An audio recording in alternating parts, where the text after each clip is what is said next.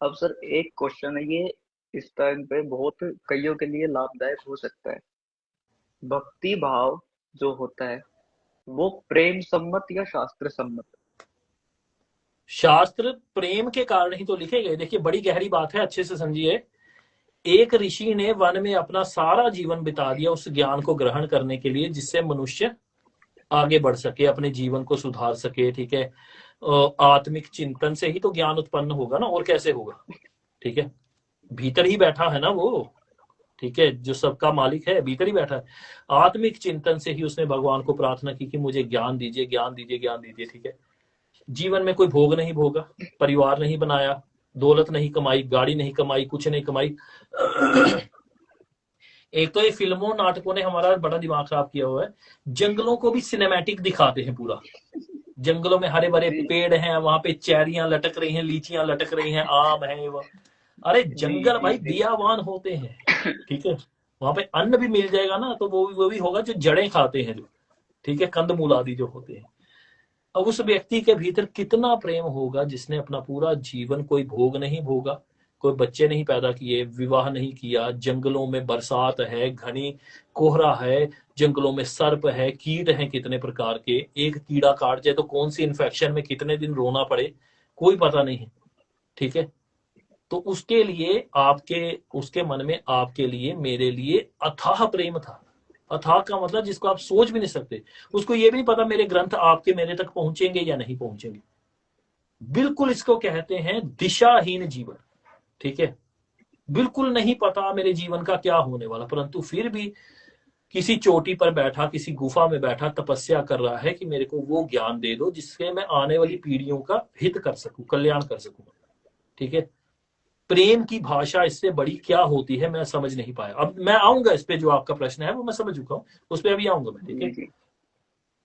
तो प्रेम की मैं इससे बड़ी भाषा तो नहीं समझता। विवेकानंद जी ने इतने सुंदर हमें ग्रंथ दिए, ये ऊपर मेरे पास पड़े हुए हैं। ठीक है, कितना कष्टमय जीवन जिया है, अपनी माता के लिए एक घर बनवाना चाहते थे, पूरी उम्र नहीं बनवा पाए। ठीक है, तो प्रेम था ना उनके मन में हमारे लिए। ठीक है, अब दूसरी बात आती है, ध्यान से समझिए, अब आपकी बात का उत्तर मिलेगा। पहले मैंने जी। परमार्थ का उत्तर दे दिया, अब व्यवहार का उत्तर देते हैं। ठीक है, एक व्यक्ति है, वो सारे मंत्र आदि जानता है और सारी पूजा की क्रियाएं जानता है, उसके पास सब कुछ उपलब्ध है। ठीक है, वो कर रहा है बढ़िया से। एक व्यक्ति आया, उसके पास कुछ भी नहीं है, ना उसको मंत्र आते हैं, ना उसको, उसके पास सामग्रियां हैं, ना उसके पास अन्य चीजें हैं। ठीक है, केवल जल का कोई लोटा हो सकता है। ठीक है, अब इनमें से श्रेष्ठ किसको माना जाए। ठीक है, श्रेष्ठ उसको इसलिए मान लिया जाता है जो दूसरा वाला व्यक्ति जिसके पास कुछ नहीं है, क्योंकि उसके पास साधन ही नहीं। ठीक है, हम्म। लेकिन यहां पर दूसरी बात आती है, प्रेम उसके मन में इतना है, ठीक है, कि वह आकर तब भी कार्य कर रहा है।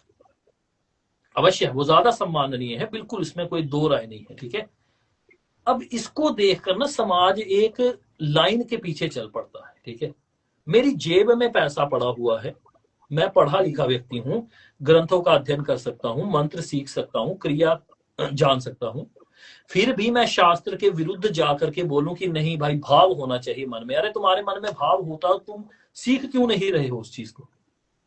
ये कौन सा राम जी का प्रेम है, ये कौन सा शिव का प्रेम है जिसमें शिव पुराण तक नहीं पढ़ा जा रहा किसी से। और पूछो कि कभी शिव हम्म। पुराण पढ़ा, तो बोलेगा नहीं जी, दिल से प्रेम होना चाहिए, अनपढ़ लोगों को भगवान नहीं मिलते। भाई तुम अनपढ़ नहीं हो, वो एक विशेष स्थिति है उसके पास।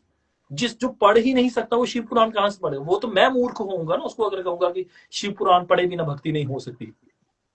ठीक है, लेकिन मैं पढ़ सकता हूं, फिर भी चोर हूं, फिर भी झूठा हूं, फिर भी मक्कारी दिखाऊंगा कि नहीं भाई क्या करना है। सीधी बात है, मेरे को नहीं पढ़ना, मेरे को बोरिंग लगता है भाई। ठीक है, मैं दो मुखी व्यक्ति हूं। ठीक है, मेरे को नहीं पढ़ना। ठीक है, तो इसमें ये चीज देखनी है, ये जो भाव है, क्या ये विशेष परिस्थिति पे लागू होता है, या ये लागू होता है हमारी आंतरिक मक्कारी के ऊपर, जो मेरे भीतर प्रकृति ने भर के भेजी हुई कर्तव्य कर्मों से बचने के लिए।